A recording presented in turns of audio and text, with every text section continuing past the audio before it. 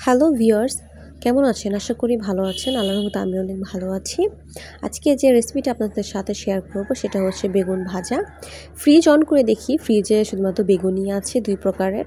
তো ভাবলাম যে গোল বেগুন যেহেতু তাহলে এটা ভাজা করে ফেলি। চলুন দেখে নিই। আমি এখানে ইউজ করেছি লবণ, হলুদ, ধনিয়া, মরিচ গুঁড়ো। এগুলো দিয়ে ভালো করে মিক্সড করে ভাজি করব। বেগুন আমি আগে কেটে রেখেছিলাম গোল গোল করে, তারপর হচ্ছে পানির মধ্যে অনেকক্ষণ ভিজিয়ে রেখেছিলাম। এখানে একটা টিপস দিই আপনাদের, বেগুন যদি আগে কেটে পানির মধ্যে ভিজিয়ে রাখা হয় তাহলে হচ্ছে বেগুনের মধ্যে ওই কালো কালো ওই রকম দাগগুলো থাকে না, দাগগুলো চলে যায় বা হচ্ছে পড়েই না। যদি পানি ভালো হয়, কোনো প্রকার আয়রন না থাকে, তাহলে হচ্ছে কয়েকবার পানিতে আপনারা হচ্ছে পানিটা বারবার পাল্টে দেবেন, তাহলে আর বেগুনে কোনো প্রকার দাগই থাকবে না।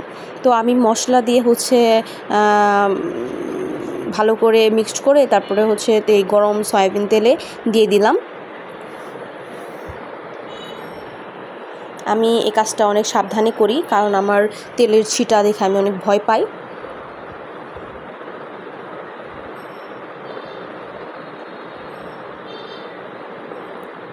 কারণ আমি আস্তে আস্তে উল্টিয়ে দিব। আমার এক পাশ হয়ে গেছে।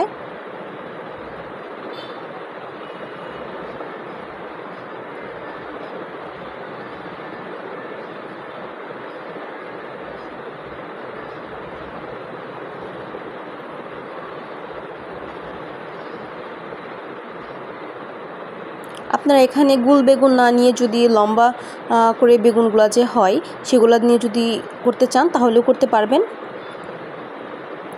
তাতে কোনো সমস্যা নাই, টেস্ট একই রকম লাগবে।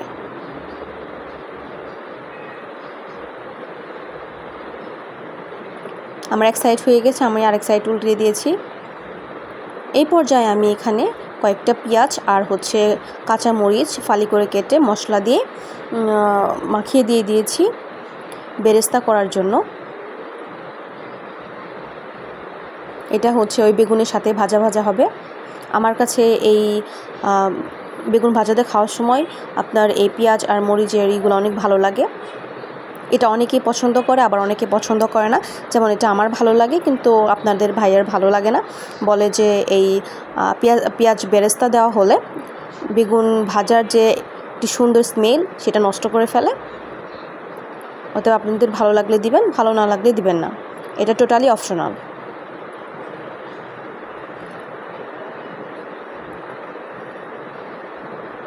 আমি এখন উল্টিয়ে দিচ্ছি।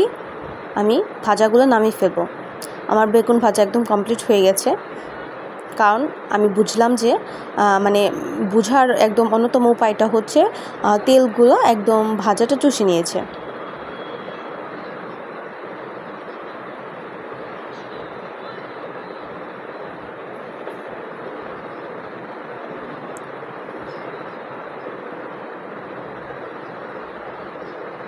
আর বেগুনগুলো খোসা থেকে হালকা ছেড়ে এসেছে, এর মানে টোটালি একদম সিদ্ধ হয়ে গেছে। এই তো আমার ভাজা শেষ, আমি নামিয়ে ফেললাম। এখন গরম ভাতের সাথে খাওয়া যাবে অথবা খিচুড়ির সাথে খাবে। ভালো লাগলে, আমার ভিডিওটা ভালো লাগলে লাইক, শেয়ার অ্যান্ড সাবস্ক্রাইব করবেন। আশা করি সবাই ভালো থাকবেন। আল্লাহ হাফেজ।